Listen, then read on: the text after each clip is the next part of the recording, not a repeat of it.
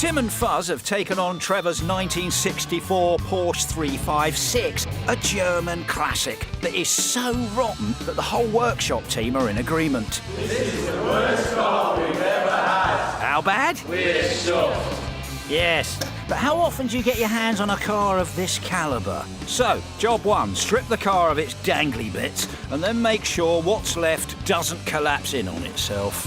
But this car has all of its strength built into the whole shell.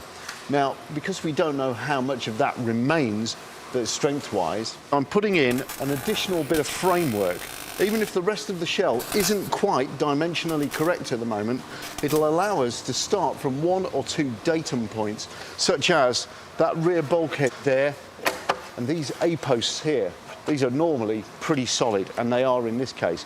And that is how we're going to get this particular egg back inside its shell. Yes, this is an automotive omelette, and there are 2 major restoration ingredients to deal with. First, salvaging the mechanical parts, including the gearbox and that rather tired-looking rear-mounted 1600cc engine. And secondly, there's the bodywork, all of it, meaning hundreds and hundreds of hours of back-breaking hard work. So once it's stripped of anything useful, the rotten shell is going off to the dippers, where it will be immersed in acid to remove rust, filler and general crud. And whilst that's happening, the engine too is off to a specialist to find out whether it's as knackered as the rest of the car. Ah, Andrew, how are you doing? Good, thank you. Yeah, cool, thanks. Great stuff. Can we take a look inside? Of course we can. You reckon we're going to need the big boy? Yeah, that's it. OK. Never seen one of these earlier Porsche engines out on the bench. 1 cylinder head off. What have we got? Well, looking at the valves, You can see where it's been blowing, hasn't been sealing properly at the top of the barrel. the exhaust gases have been leaking out.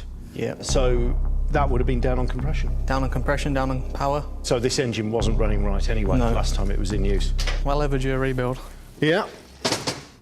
We've got our barrels here. The pistons go in and out in these cylinders. So what we're looking for here is to see if there are any wear ridges where the piston rings have worn away. And I can actually feel quite a lot of wear in these barrels. And we've also noticed we've got surface rust, which wouldn't help on the cylinder wall. So if we've got surface rust in there, that's an uneven surface. So again, that's not serviceable at all. Now, the great thing about these Porsche engines is that you can just replace the barrel. So there's our 2 pistons. At the skirt here, there are little linear grooves in there, which shows that the piston has been slapping from side to side a little bit. Signs of wear, signs of use. So the wear in the barrel has allowed the piston to move slightly up and down, side to side, which will eventually accentuate the wear throughout the whole of the cylinder. So, by the looks of things, new pistons. New barrels. Yeah.